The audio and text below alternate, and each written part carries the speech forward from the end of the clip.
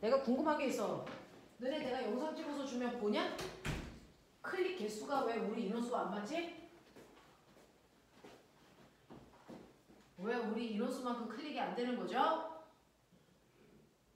너네 그거 보고 나서 뭐 해야 돼? 좋아요, 구독하기 해야 내가 한 명당 2원인가 받는 거 아니야? 이 새끼들이 진짜 씨. 자, 열심히 보십시오. 가서 복습할 때 꼭 한번 보고 문제 풀이할 수 있도록 해보십시오. 자, 그러면 저번 시간에 우리가요 연력학에서 제1법칙 했었어. 자, 제1법칙에 해당되는 내용들이요. 이게 이제 가장 쉽지 않아서 고등학교 언니 오빠들도 이 부분 풀 때 어려워요 라는 얘기들을 조금 많이 했습니다. 자, 그래서 문제 복습해서 풀 수 있게끔 해봐주시면 되고요. 그 중에서 연력학에서 우리가 했던 게 연력학 제2법칙, 제1법칙이라고 하는 열에너지 보존법칙이에요.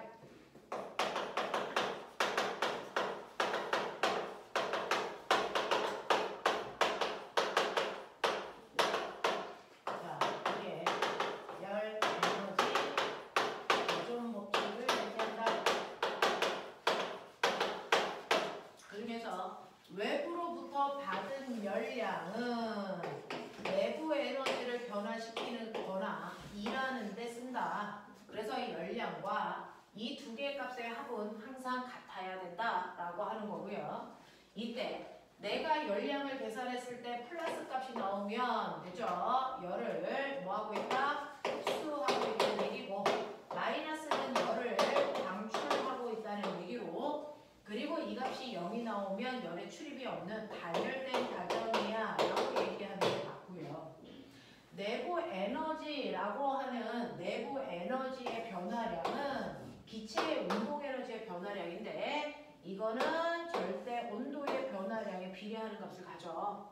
그리고 이 절대 온도의 변화량은 실제로 압력과 부피를 곱한 값의 변화량에 비례하는 값을 갖기 때문에 압력과 부피를 곱한 값이 커진다면 온도가 상승했다라고 해석하시면 되고 그랬을 때 내부 에너지가 증가하는 플러스 값이야 라고 생각하시면 돼요.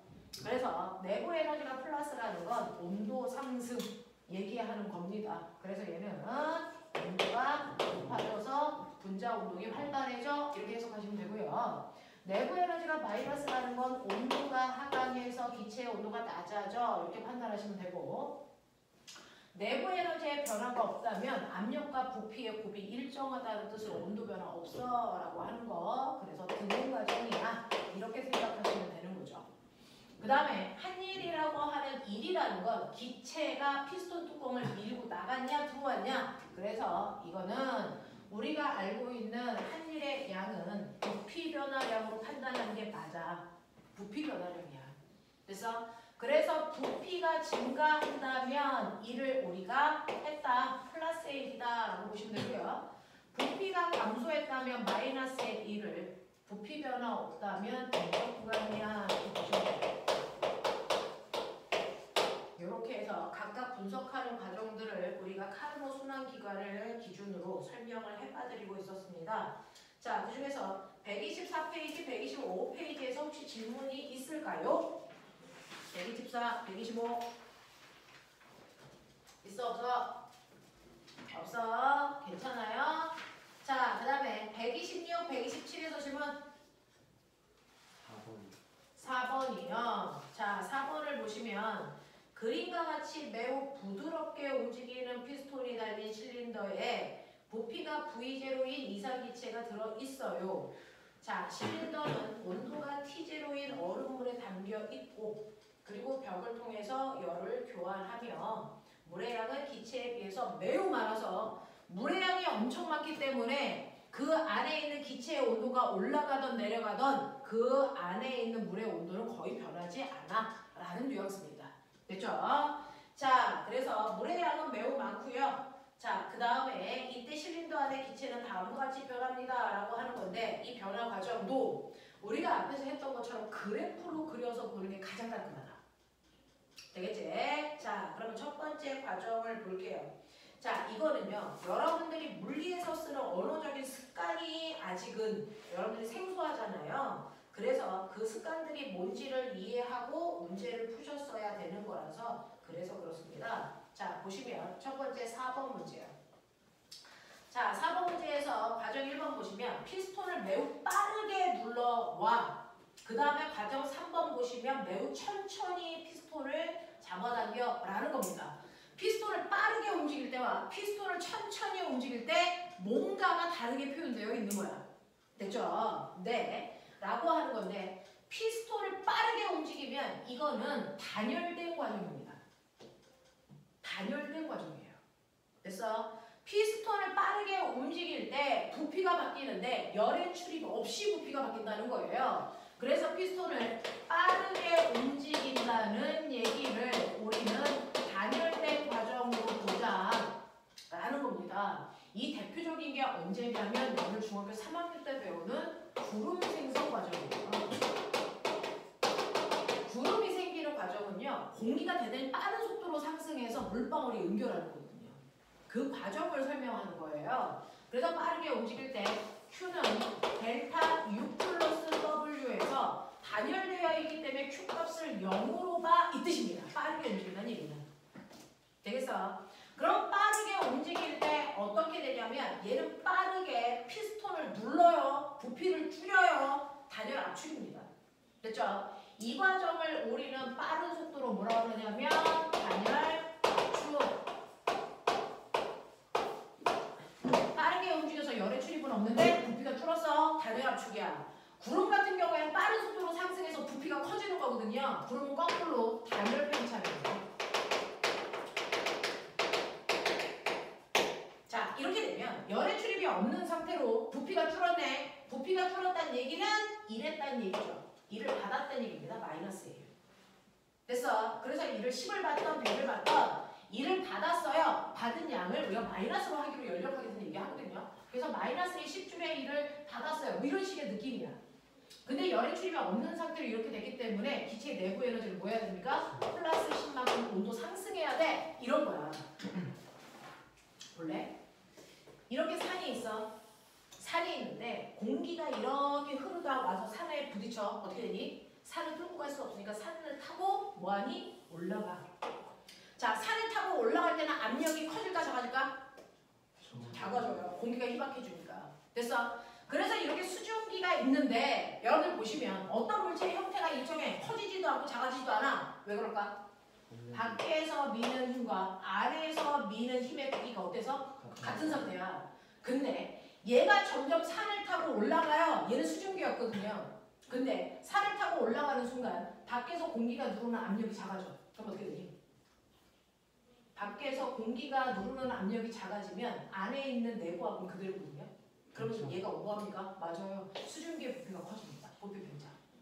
그래서 이렇게 부피가 팽창하는 과정을 우리가 단열 팽창이라고 합니다. 순식간에 올라가면서 이 일이 발생하거든요.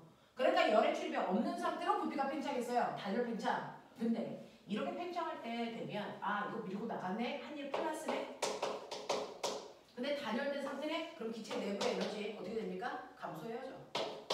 그래서 얘가 부피가 커지면서 이 수증기의 온도가 툭툭툭툭 떨어져. 그래서 차가워져서 물방울 내는 거야. 그래서 구름 생기는 거야. 그래서 이렇게 올라가면서 구름이 생기기 시작해요. 이게 단열 팽창에 의해서 생기는 구름이에요. 그래서 구름이 생겨서 막 비가 오다가 이제 산 정상에 올라가면 더 이상 올라갈 필요가 없죠? 이제 뭐합니까? 내려옵니다. 이렇게 내려올 때는 거꾸로죠. 오히려 내려올수록 기체의 압력이 뭐해집니까? 커지죠. 그러면 이 수증기의 부피가 뭐합니까? 감소하죠. 그때가 단열 압축이야. 그러면 이를 받은 거니까 받은 만큼 내부 에너지 뭐합니까? 올라가죠. 공기가 뜨거워져. 되겠어? 그래서 산을 타고 올라갈 때는 공기의 온도가 낮아지고요. 산을 타고 내려올 때는 뜨거운 공기로 바꿔서 내려와요. 그러면서 구름이 없어져요. 알겠습니까? 그래서 산을 기준으로 이쪽은 단열 팽창의 모습이 이쪽은 단열 압축의 모습이 나오는데 이때 단열 팽창을 하면 열의 출입 없이 기체가 됐어 일을 했기 때문에 온도가 낮아져서 구름 생기는 거고 단열 압축을 하는 경우에는 이를 받은 만큼 기체의 온도가 올라가니까 뜨거운 공기가 만들어져요. 그래서 이걸 우리가 롭세 현상 이렇게 하죠. 롭세 바람이 불어. 이렇게 400시간을 배웁니다. 그래서 이런 것들을 얘기하는 거다. 그래서 첫 번째는 단열 압축의 과정이기 때문에 이를 받은 만큼 기체의 온도가 올라가. 이게 과정 1을 얘기한 거야. 이렇게 정리해 드릴게요. 이게 과정 1입니다. 그래서 과정 1은 네 이런 식으로요. 부피가 줄어들기 때문에 온도가 상승하는 건데 꼬매가 생각해 볼래?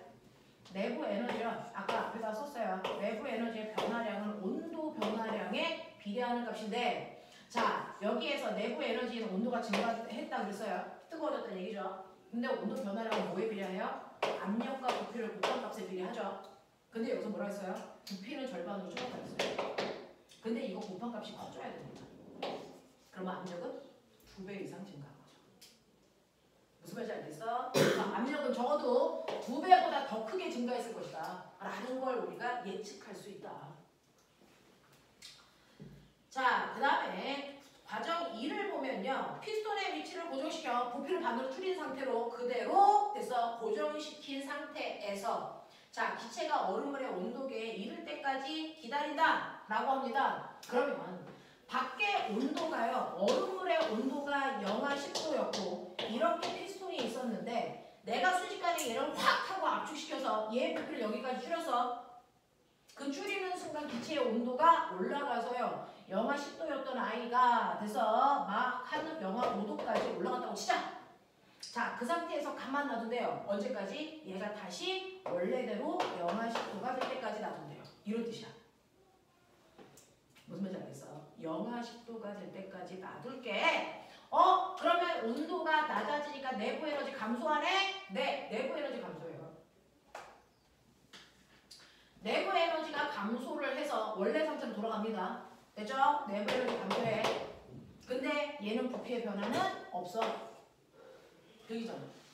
그치? 그러니까 할 일 없어. 그만큼 열은만큼 뭐 해야 돼? 나가야 돼. 열 방출. 맞습니까? 10만큼 나가야 돼. 알겠냐? 그래서 이제는 열이 방출되는 거구나. 이게 과정이.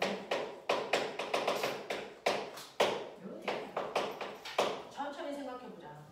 자, 그 다음에 과정 3을 보면 매우 천천히 피스톤을 당겨. 아까 빠르게 당겨서 단열이었는데 이번에는 천천히 당긴다는 건 열의 출입이 있다는 얘기예요.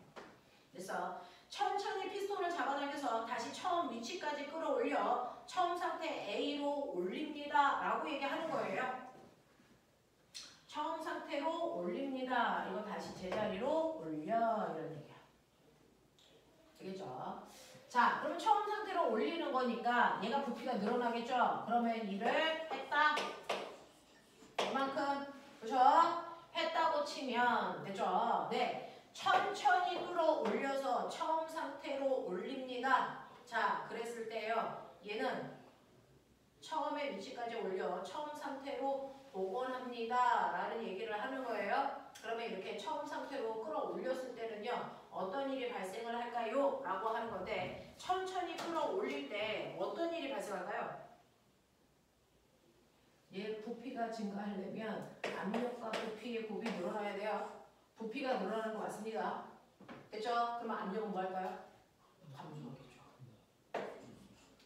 그래서 압력은 감소하면서 올라가는 일들이 발생을 합니다. 자, 그러면 이 과정에서요. 네, 원래대로 돌아가는 과정에서 네, 얘를 천천히 올렸으니까 온도는 어떻게 될까요?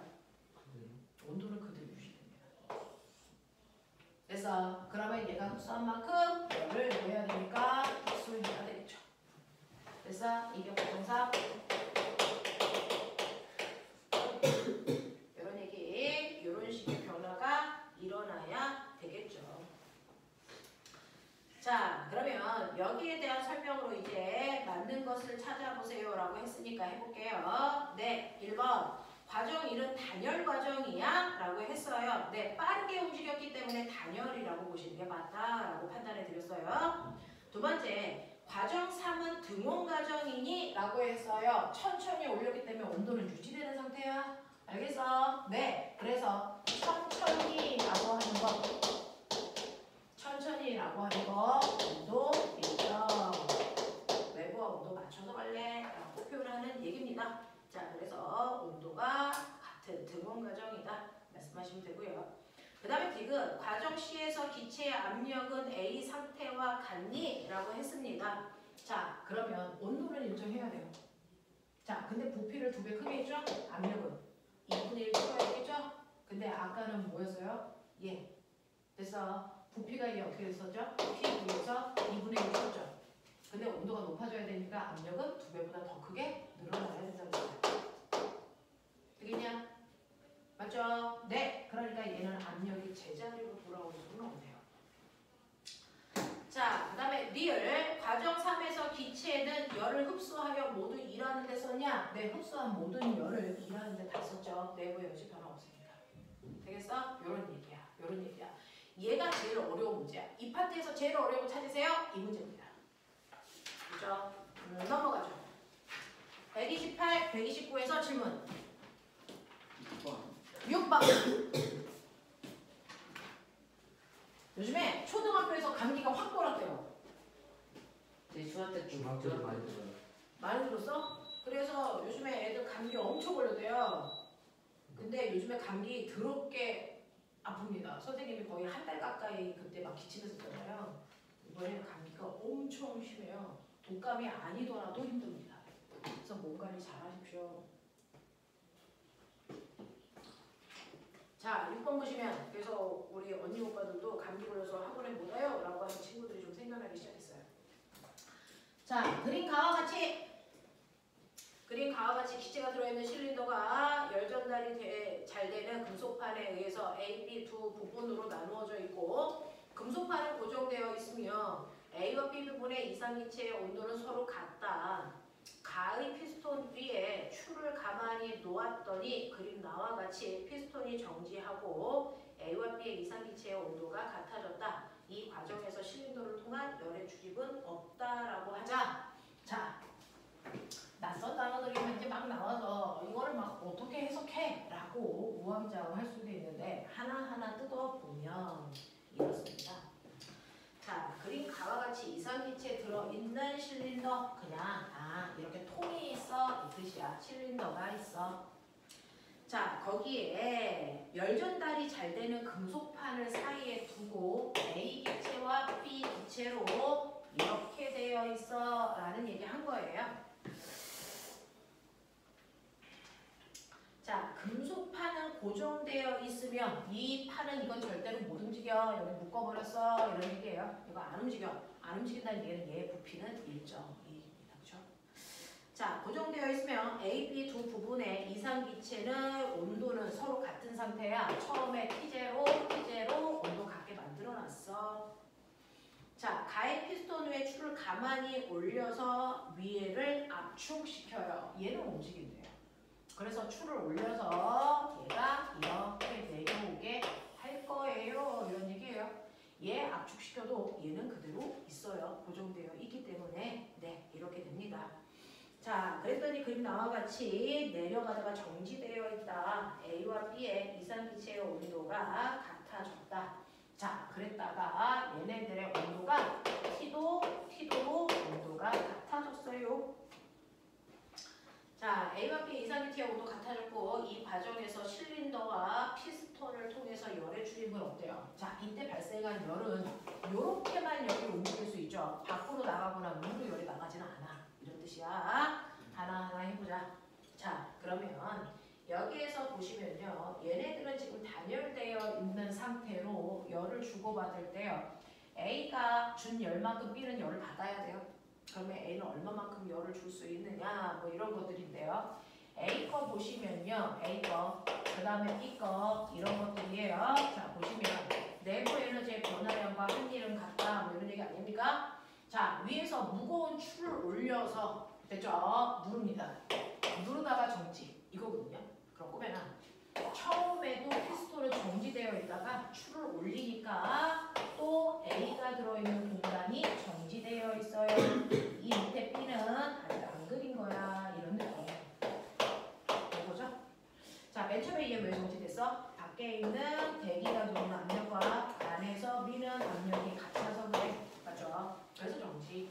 근데 위에 공기의 압력 말고요. 이 추가 들어오는 또 다른 압력도 있네.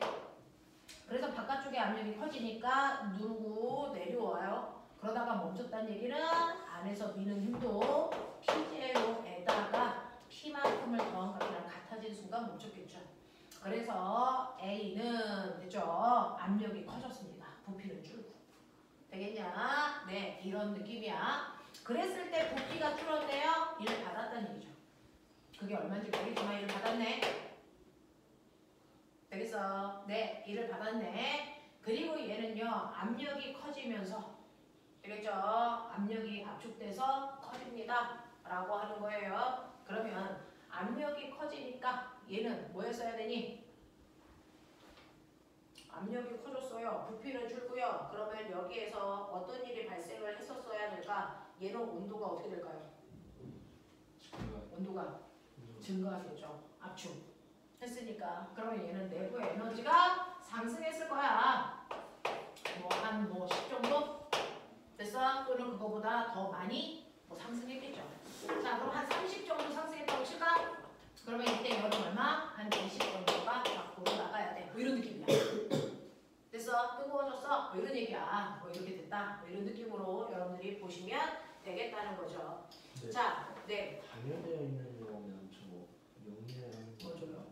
그러면 이렇게 0돼야 되는 거 아니에요? 라고 얘기하면 보면은 이쪽으로 못 나가, 이쪽으로 못 나가, 근데 일로는 가. 그런 얘기거든요. 되겠죠? 그래서 아예 열의 출입이 없는 게 아니고요. 바깥쪽으로만 못 가고 A, B 사이에는 열이 이동할 수 있어 라는 느낌이에요. A, B 사이에는 열이 이동할 수 있어 라고 하는 과정입니다. 자, 그러면 이렇게 얘가 방출한 만큼 얘는 열을 그대로 받겠죠. 열이 여기에서 여기밖에 못 가니까 그러면 얘는 20만큼 열을 뭐 해야 돼? 네, 밖으로 버렸으니까 얘는 20만큼 열을 흡수해서 얘 내부 에너지 뭐 할까요? 증가해. 됐어? 하지만 한 일의 양은 얼마야? 0. 부피는 변화가 없으니까 뭐 이런 얘기예요. 자, 이런 느낌으로 가주시면 될 거다. 자, 그렇다면 그 중에서 기억 가에서 나로 변하는 과정에서 열은 뜨거워진 A에서 됐어? B로 가야죠. B에서는 변화가 있을 수 없었으니까 그래서 열은 A에서 B로 이동한다. 자, 그럼 D은 A의 기체 내부에서는 나에서가 가에서보다 크니? 라고 했어요. 네, 열이 A에서 B로 간다는 건 A가 뜨거워졌다는 얘기잖아요. 그럼 내부 에너지 증가했겠죠. 자, 그래서 니은 맞는 거고요. 디귿 볼게요. B의 기체의 압력은요, 가와 나 두 경우가 같으니까 라고 했는데 꼬맹아, 그럼 이쪽으로 열이 왔잖아? 적어도 B의 온도는 올라가잖아? 그러면 내부 에너지가 증가했다는 건데 이건 압력과 부피를 곱한 값이 증가했다는 얘기야. 근데 부피는 변화가 없이 일정해야 되기 때문에 압력이 뭐였다? 증가했다라고 판단하는 게 맞다라는 얘기겠죠. 자, 그래서 또 맞는 건 기억과 니은만 맞고 디귿은 압력이 증가합니다. 그래서 틀렸습니다. 되겠어? 정답. 자, 여기까지가 연력학 제1법칙에 해당되는 내용이고요. 연력학 제2법칙에 해당되는 내용은 사실은 그렇게 어렵지는 않아요. 그래서 간단하게 정리할 수 있어서 연력학 제2법칙까지 해보죠. 자, 여러분들 열도 어떤 일을 할 수 있다. 그래서 열이 어떻게 일을 할 수 있는지 열과 에너지 사이의 관계를 정리한 게 연력학 법칙이더라.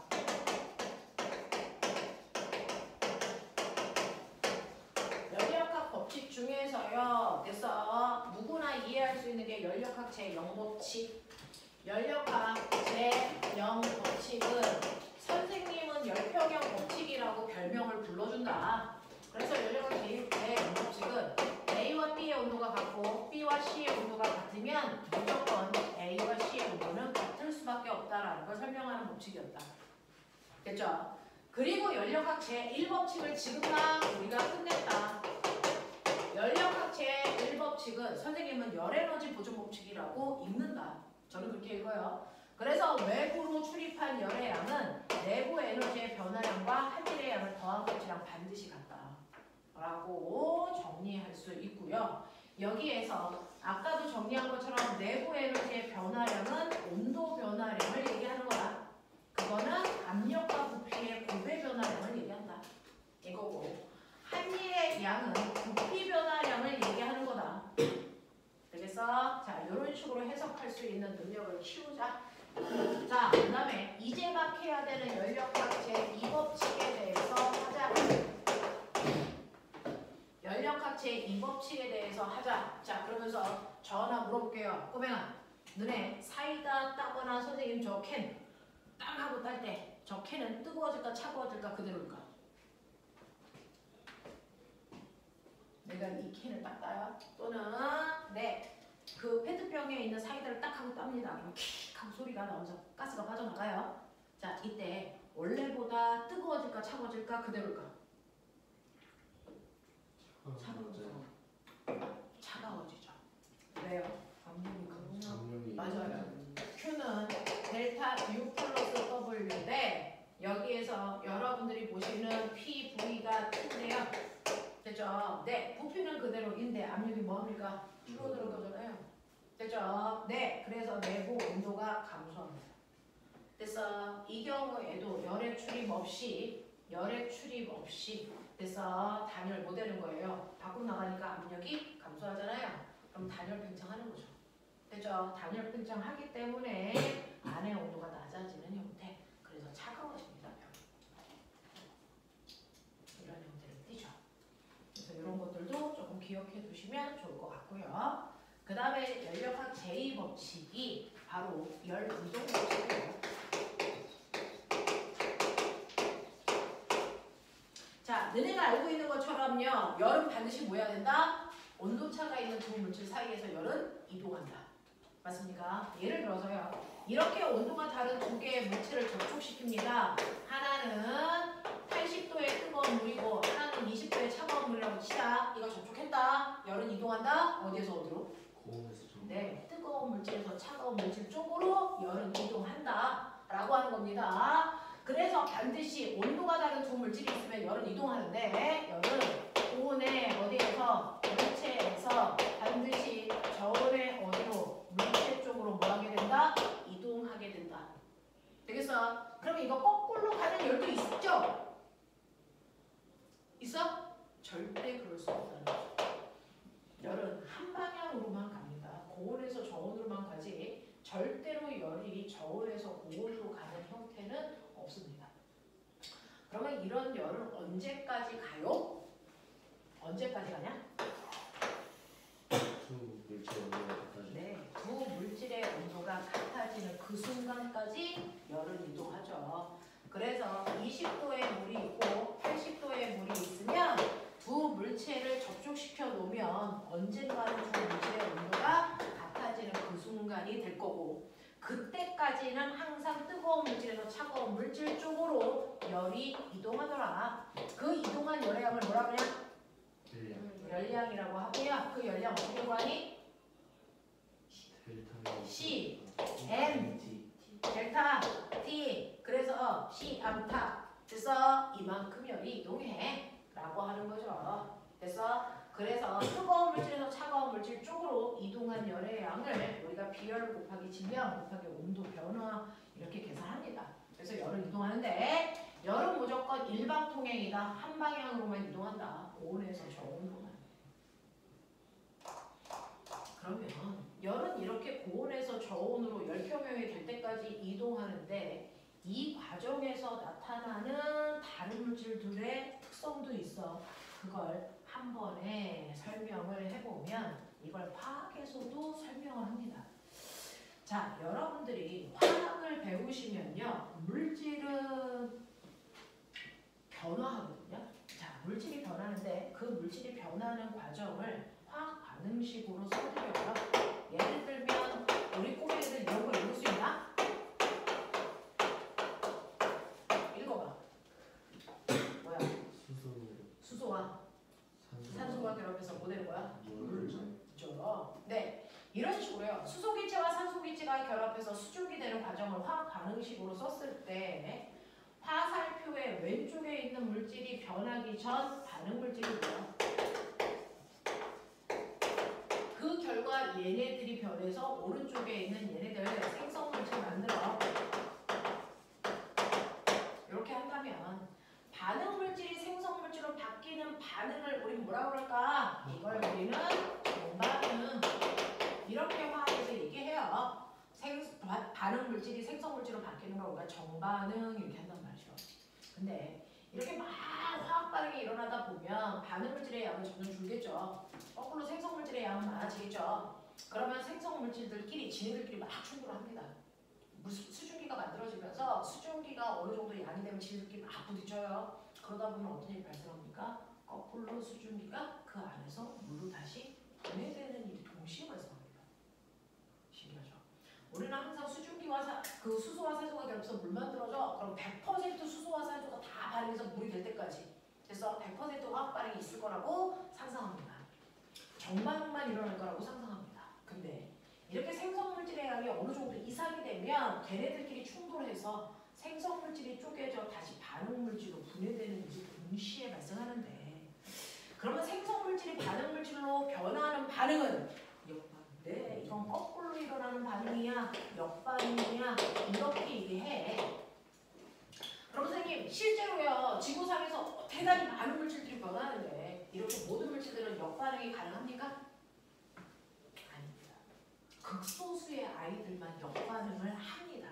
극소수의 아이들만 역반응을 하고요. 대다수의 아이들은 역반응을 못합니다. 그러면 역반응이 가능하다는 걸 한문으로 바꾸면 뭐라고 쓸까요? 그렇죠. 역반응이 가능한 반응이야. 이걸 한문으로 바꾸면 가역반응이야. 이렇게 얘기한단 말이야. 그래서 대표적인 게 수소와 산소가 결합해서 물되는 게 가역반응입니다. 되겠냐? 근데 역반응이 가능하지 않은 아이들이 더 많아요. 그래서 역반응의 반응이 일어날 수 없는 아이들이 훨씬 더 많다. 그럼 역반응이 불가능합니다. 그건 뭐라 그러니? 비가역. 그렇죠. 이게 비가역 반응이에요. 이렇게 얘기할 거란 말이죠. 자, 그러면 실제로 수소와 산소가 결합해서 물이 됐으면 그 물이 분해돼서 다시 수소와 산소로 분해되는 가역 반응의 형태를 띠지만 비가역이 뭡니까? 라고 하면 꼬맹아, 대표적으로 사람은 태어나서 뭐합니까? 저절로 늙죠. 시간이 지나면 늙죠. 그래서 젊은 아이가 늙은 상태로 변하는 게 정반응이야. 그럼 거꾸로 역반응이 일어날 수 있어? 네, 불가능하죠. 희망사항이죠. 됐죠? 배출할 수는 없다라는 겁니다. 그것처럼 너네가 나무를 태우죠. 나무의 연소 반응. 타고 나면 물과 이산화탄소와 재가 생겨요. 그러면 물과 이산화탄소와 재를 다시 모으면 나무 되니 안 되니? 그럼 절대 안 되거든요. 됐어? 이런 식으로 여러분들이 보시면 실제로 연소시키는 반응이라든가 암분 생성이 되는 반응이라든가 중화 반응이라든가 기체가 발생하는 반응이라든가 이런 것들 다 비가역이야. 그래서 돌아오지 못하는 강을 건너는 거야. 알겠냐? 이런 형태가 훨씬 더 많아. 그럼 선생님, 이렇게 어떤 물질들은 한 방향을 향해서 변해가래요. 내 역반응이 불가능하다는 건 정반응만 일어난다는 얘기잖아. 그러면 이렇게 A라는 물질이 B라고 하는 물질로 한 방향만을 향해서 변해가는데 대부분이 이 방향은 물질들이 변하는 방향에 공통점은 없을까요? 규칙성은 없을까요? 이게 궁금한 거죠. 어떤 물질을 놔뒀을 때 그냥 가만 놔둬도 변하는 방향. 내가 외부에서 힘을 가하거나 그러지 않고 가만 놔둬도 물질들이 변할 때 그 가만 놔뒀을 때 물질이 변해가는 그 방향에 규칙성은 없냐고요. 예를 들면 물에다가요 이렇게 여러분들이 잉크를 떨어뜨려 놓고 가만히 놔둬 어떻게 되니? 퍼져. 가만 놔둬도 퍼져요. 그래서 이런 식으로 가만 놔뒀을 때 물질들이 변하려는 그 방향에 규칙성은 없을까? 이걸 찾아낸 거죠. 그걸 물리에서는 연력학 제2법칙으로 설명한 거고요. 화학에서는 그거를 엔트로피 법칙이라고 설명합니다. 자, 물질들을 가만 놔두면 걔네들이 모두 그 향해 가는 변화의 방향성, 이 방향성이 모두 다 사실은 다 똑같이 한 방향을 향한다는 거예요. 어떤 방향? 시간이 지나면 모두 다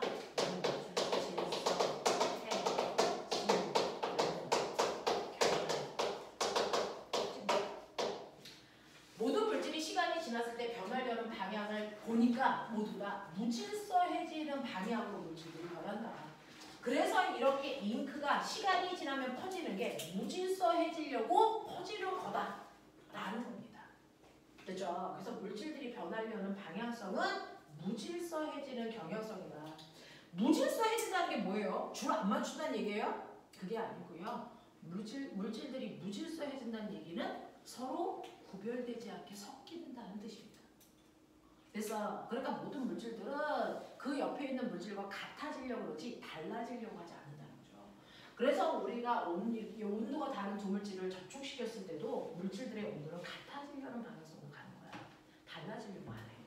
알겠어? 그래서 모든 물질들은 다 섞여서 같아지려고 하는 경향성을 갖는다는 걸 우리는 그냥 무질소도가 커진다라고 표현하는 겁니다.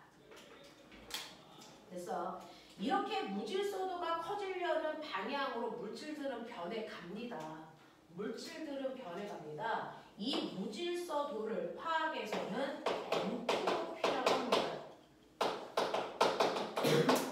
그래서 엔트로피가 증가하는 방향으로 물질들은 변해간다라고 화학에서는 얘기하죠. 그걸 물리에서는 연력학 제2법칙 그래서 열은 항상 고온에서 저온으로 흘러. 왜? 그게 무질서해지는 거니까 라고 얘기하는 거예요. 됐죠? 자, 이렇게 열은 항상 고온에서 저온으로만 가죠. 저온에서 고온으로 열은 거꾸로 가지 않습니다. 그러니까 열 이동 또한 뭐다? 비가역 반응이다. 열이 이동하는 것도 비가역 반응이에요. 정반응만 일어나지 역반응이 일어날 수 없습니다.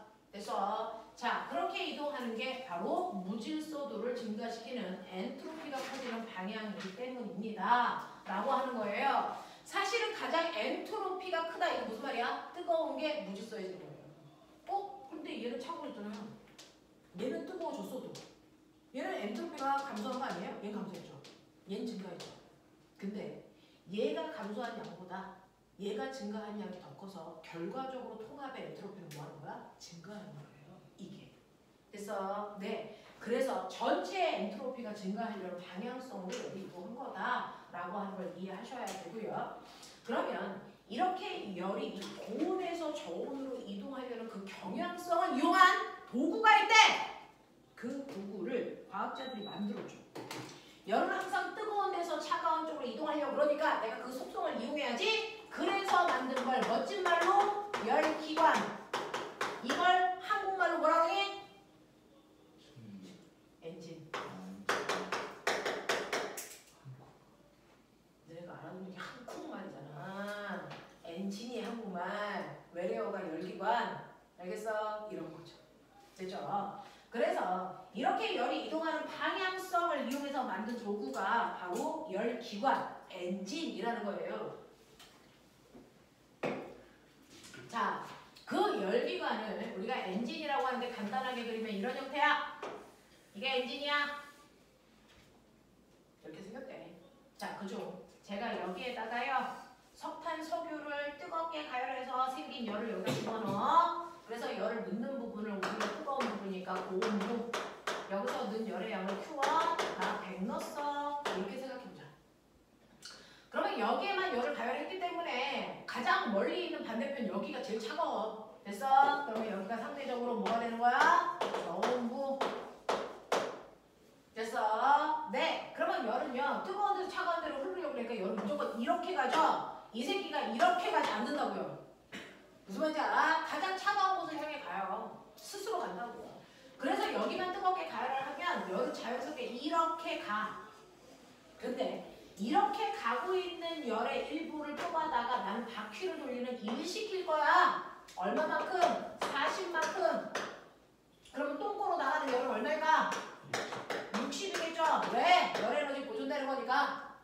알겠어? 이렇게 되게끔 만들어 놓은 게 지금의 열기관 엔진이야. 되겠냐? 그러면 이런 식으로 했을 때 내가 열을 집어넣었으니까 여기 엄청 뜨겁겠네. 네. 그 중에서 일부의 열을 뽑아다가 일하는 데 썼으니 이 엔진의 열 효율이 얼마야? 요거요. 이 엔진의 열 효율은요. 실제로 준 열 중에 얼마만큼 일하는 데 썼어? 이게 열 효율이야. 내가 준 것 중에 얼마만큼 일하는 데 썼는데 아빠가 오늘 기름 10,000원어치 넣었어. 근데 실제로 그 10,000원 중에서 바퀴 돌리는데 얼마 쓰게? 실제로 4,000원 정도밖에 못 써요. 그래서 기름 10,000원어치 사봤자 바퀴 돌리는데 쓴 거는 4,000원밖에 안 돼요. 6,000원은 똥꼬로 나가요. 그래서 그러면 이 보시면 얘는 100 넣었는데 그 중에서 40만큼만 일하는데 썼네. 얘 열효율 얼마야? 0.4야. 이 얘기야. 이 0.4%의 열효율 높은 걸까 낮은 걸까? 더럽게 높은 겁니다. 엄청 높은 겁니다. 하나님이 만든 우리 몸의 열효율이 얼마일까요? 딱 0.4%예요. 여러분들이 밥 먹으면 우리 몸에 그 밥을 에너지로 저장하죠. 그 중에서 우리가 쓸 수 있는 건 딱 0.4%예요. 0.4예요. 그래서 40%밖에 우리가 못 쓰거든요. 사람 몸의 열효율도 40%예요. 하나님이 만든 우리도 열효율이 40%밖에 안 나와. 그러면 사람들이 만든 엄청나게 다양한 도구, 그 중에서도 자동차의 엔진이라고 하는 벤츠, 볼보, 토요타 이런 회사에서 만든 엔진의 실제 열효율 0.4가 될까 안 될까? 안 돼요. 실제 열효율 0.4가 안 됩니다. 0.38 이 정도 돼요. 그래서 이렇게 되니까 실제로 우리가 쓸 수 없어 밖으로 빠져나가는 에너지가 엄청나게 많다는 얘기야. 그렇죠? 그러면 열효율은 Q 원분의 W인데 이걸 다시 구할 수 있는 방법 머리 돌려. 산수했잖아. Q 원분의 W 구할 수 있는 다른 방법 뭐냐? W 구할 수 있는 다른 방법 Q 원분 빼기 Q2 됐지? 맞지? 자 이거 계산하면 우리 수학 선생님들이 이렇게 할 거 아니야? 해봐. 해봐. 1 마이너스 Q 원분의 뭡니까? Q2 이게 열효율을 구하는 다른 모습처럼 생긴 아이들인데 다 똑같은 얘기죠. 됐죠? 이런 식으로 열효율 구할 수 있어요 라고 얘기합니다. 자 근데 이거는 실제 열효율을 구할 때 이렇게 합니다. 자동차의 실제 열효율. 근데 실제로 자동차 회사에서는 실제 열효율이 아니고요. 최고의 열효율을 계산합니다. 여기에 주변에 마찰도 없고 순수하게 이 엔진에서 일을 한다면 그래서 마찰도 없는 상태 이런 상태에서 일을 한다면 얘는 최고로 얼마까지 일할 수 있어? 최고 열효율을 계산하거든요. 그 최고 열효율을 계산할 때는 열량으로 계산하지 않고요. 내가 가해준 순간의 온도로 계산합니다.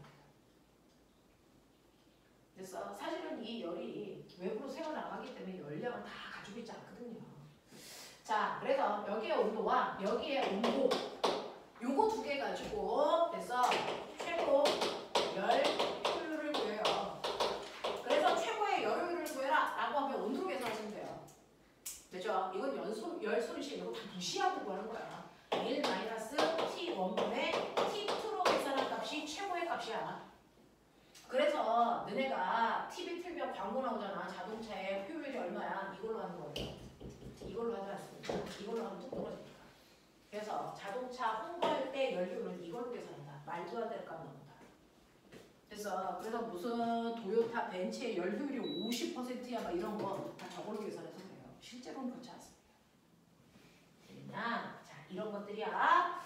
자 그럼 선생님 무질서해지는 거 같아지는 건데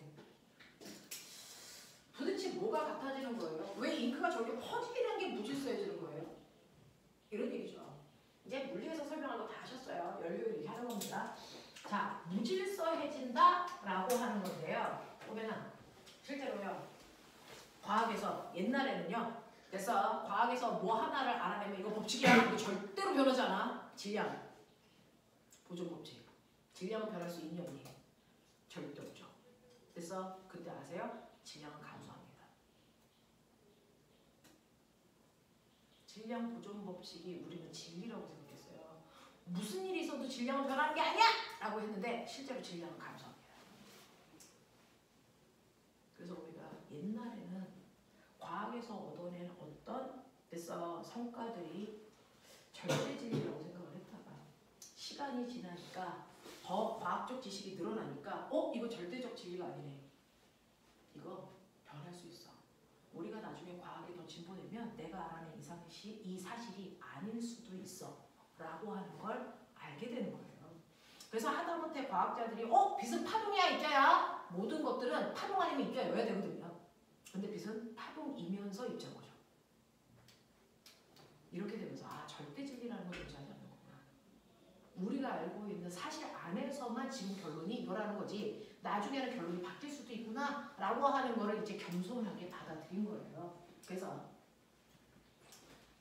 이제 과학에서는요 절대적 진리를 탐구하는 게 아니고 현재 상황의 지식에서 이렇다라고 하는 상대적 진리를 이제 알아내려고 하는 거고요.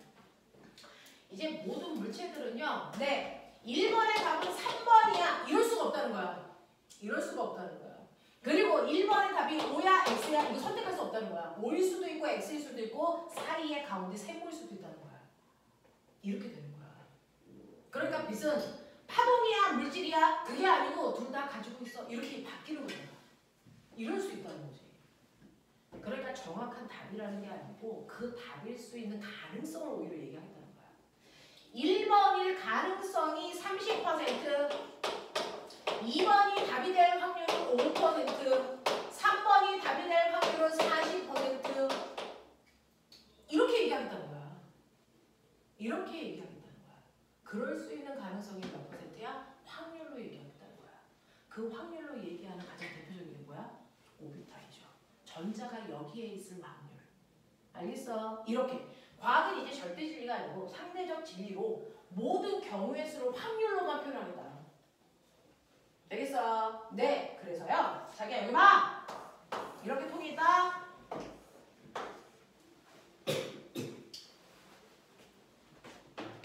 안경 못 봤어? 네. 엄청 힘들었구나. 자, 여기 강의실이야. 선생님은 막 창문 열어놓고 막 이렇게 하는 걸 좋아하는데 이 강의실이 창문도 없고 답답해서요. 자, 보세요. 여기에 치 가운데로 딱 나눠서 여기에만 기체를 몇 개 넣으면 100개 넣었어요. 여기에만 기체 입자가 100개 들어있고요. 여기는 기체가 들어있지 않는 진구 상태예요. 됐어? 네! 그랬다가 A와 B가 이렇게 나눠져 있는데 내가 여기에 구멍 하나를 딱 뚫어놨다? 어떤 일이 발생할까? 어떤 일이 발생할까? 기체는 많은 쪽에서 적은 쪽으로 퍼져나가는 무슨 현상? 확산 현상. 그래서 시간이 지나면 여기는 너무 좁으니까 나 이리로 갈래! 그래서 막 건너가기 시작하겠죠. 됐어? 자, 그랬을 때 매 시간마다 됐어? 자, 그 순간을 딱 찍어서 사진을 찍어서 기체 개수를 막 세는 거야. 가능하지? 자, 그러면 A와 B 쪽에 여기 기체 100개 있었고 없었어? 조금 있으니까 이거 95개고 5개야. 됐죠? 네, 조금 지나니까 여기 80개고 20개야. 조금 지나니까 여기 70개고 30개야. 여기 60개고 40개야. 여기 50개고 50개야. 됐어? 여기 45개고 55개야. 알겠어? 네. 자, 그 다음에 조금 지나니까 여기가 70개고 여기 30개야. 됐어? 네. 내가 문을 열 때마다 개수가 다잖아요. 되겠어? 네. 자, 그랬을 때 요 경우가 나타날 거 하나. 요 경우요. 내가 일주일 동안 그래서 1분 간격으로 문 열어서 세봤는데 이 경우가요. 네. 5번 해봤어요. 이 경우요. 됐어? 10번. 이 경우 50번. 이 경우 됐어? 70번. 이 경우는 100번 나타났습니다. 됐어? 네. 이 경우는 10번 뭐 이런 식으로 센 거야. 이 경우 뭐 30번 이런 식으로 셌단 말이야. 됐어? 네. 그랬을 때요. 여러분 보시면 확률적으로 어떤 아이가 나타날 확률이 제일 클까요? 얘요. 됐어? 확률적으로 그러면 얘가 나타날 확률이 제일 많겠네. 이게 바로 무질서도가 가장 큰 거라고 우리는 얘기한다고요. 됐어? 무질서도가 크다는 얘기는 얼마나 흩어져 있느냐 이걸 얘기하는 게 아니고요. 확률적으로 나타날 확률이 가장 높은 상태, 그걸 엔트로피가 가장 큰 상태, 가장 무질서한 상태라고 판단한다.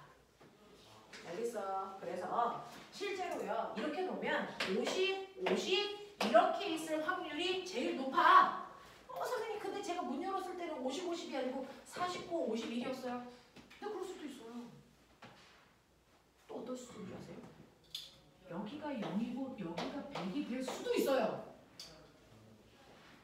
하지만 걔는 확률적으로 대단히 뭐예요? 드물어요. 그래서 네, 1000만 개 중에서 1개 이 정도의 확률인데 없진 않아요. 근데 1000만 개 중에 1개일 확률은 우리가 나타날 수 없다, 불가능하다라고 그냥 얘기하는 것 뿐이야. 알겠어? 네. 그래서 여러분들이 그 불가능한 엄청나게 적은 확률의 경우를 찾았다? 너는 행운인 거지. 이런 것뿐이야. 불가능해 라고 하는 건 그런 일은 절대 있을 수 없어가 아니고 그런 확률은 나올 가능성이 되게 적어라는 뜻입니다. 알겠어요? 이런 것들이야. 자, 그래서 우리가 무질서하다는 것, 나올 수 있는 확률이 가장 큰 상태를 무질서한 상태. 그래서 엔트로피가 가장 큰 상태라고 판단한다 라고 하시면 되겠죠. 자, 이런 식으로 과학적 사고가 변화하고 있어 라고 합니다. 자, 그래서 보시면 133페이지에 잉크가 퍼져나가는 게 무질소도가 커지는 과정입니다.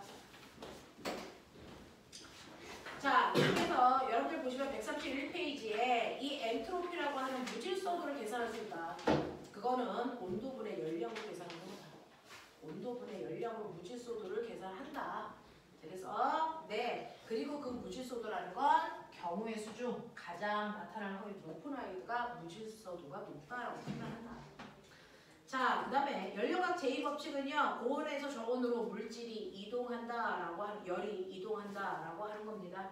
그걸 이용해서 넘기세요. 132페이지 열기관을 만들었고요. 이 열기관의 열 효율 구하는 방법. 선생님이 아까 칠판에 쓴 걸 가장 밑에 줄에 예쁘게 정의되어 있습니다. 됐죠? 네, 이런 식으로 표현할 수 있고요. 자, 그 다음에 넘어가시면 134페이지. 자, 134페이지 가장 아래쪽을 보시면요. 됐죠? 실제 열 효율하고요. 최고 열 효율. 되겠어? 네, 실제 열 효율은 열량으로 계산하는 거고요. 최고의 열 효율은 온도로 계산하시면 된다. 라는 얘기입니다. 자, 그러면서 135페이지에 보시면 지금 선생님이 그려놓은 이 그림이 거기에 더 예쁘게 그려져 있어요.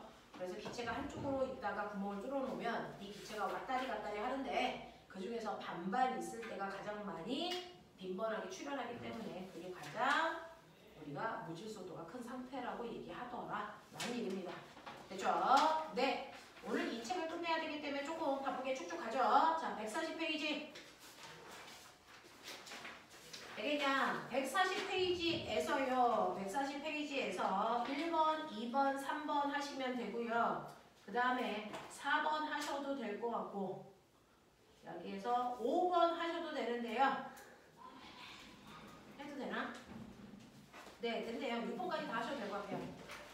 네, 6번까지 다 하셔도 돼요. 1번부터 6번까지. 140페이지. 이거 6문제만 하고 건너갈게요.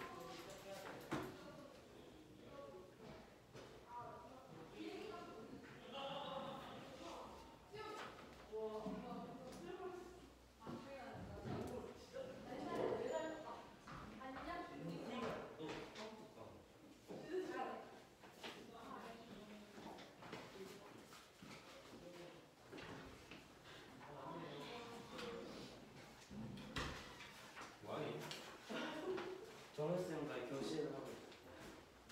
잠깐.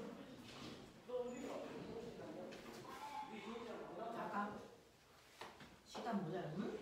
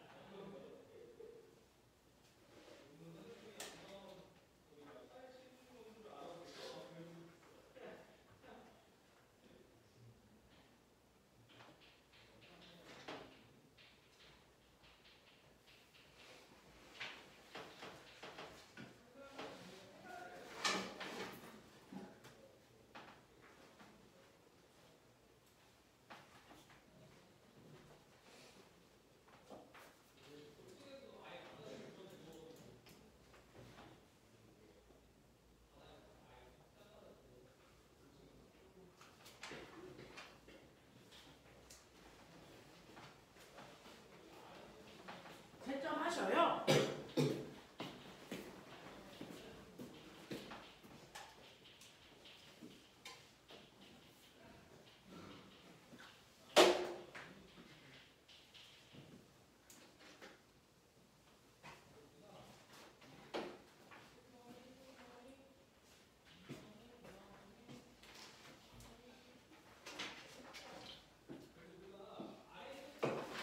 자반이 없는 사람 빨리 손 들어 줄게.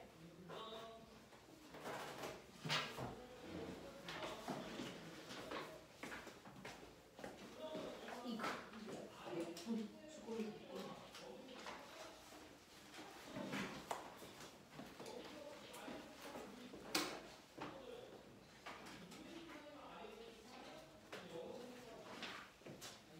자, 뭐라고 썼어?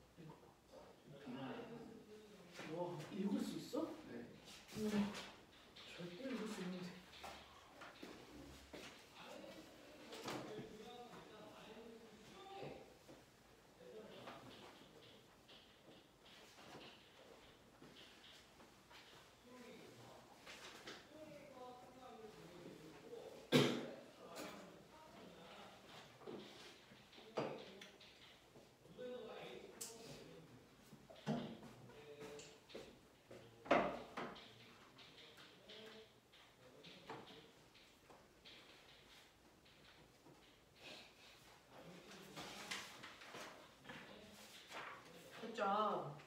그 중에서 선생님이 하나만 해볼까요?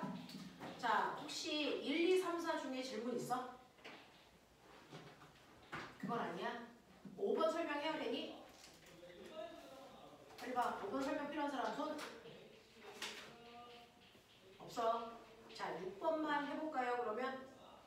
네, 그림은 이상기체의 작동 물질로요 열기관의 순환 과정을 나타낸 것이다 라고 했습니다. 그래프의 형태는 우리가 그동안 봤던 형태 그대로 갑니다. 압력 부피 그래프죠. 자, 그래서 압력과 부피가 이렇게 된 상황에서요 얘네들의 변화를 봤으면 좋겠다. 자, 그래서 압력, 부피, 압력, 부피 뭐 이런 식으로 바뀌었다고 치자. 그래서 여기가 A, B, C, D 이렇게 되어 있고요. 이게 단열 과정이야. 얘도 단열이야. 이렇게 되어 있다고 치자. 자, 그러면 여기에서요. 이 열기관의 열 효율이 0.2랍니다. 그리고 내부의 1은 W랍니다. 이거죠. 자, 그러면 이제 열 효율이 나왔으니까 열기관을 생각해 본다면 여기에서요 외부에서 가한 열 중에 일부가 2라는 데 썼어. 그리고 나머지 열이 빠져나갔어. 이런 얘기 아니야? 그랬을 때 얘 열 효율 Q 원분의 W야. 뭐 이렇게 해서 이 값이 얼마 나왔어? 0.2니까 5분의 1 나왔어. 이런 얘기잖아요. 그러니까 한 일에 비해서 가한 열이 5배 많아야 돼. 이거죠? 그러면 여기서 한 일이 얼마인지 어떻게 알아요? 카르마 순환기관에서 인물비가 한 일의 양을 얘기한다. 한 번 순환할 때. 맞죠? 그러면 한 번 순환하는 동안 한 일의 양 실제로 W라고 줬네요. W 맞네요. 그러면 Q는 그거의 몇 배? 5배. 그러니까 외부에서 준 이 열의 양은 5W 값이야 라고 놓으면 되겠죠?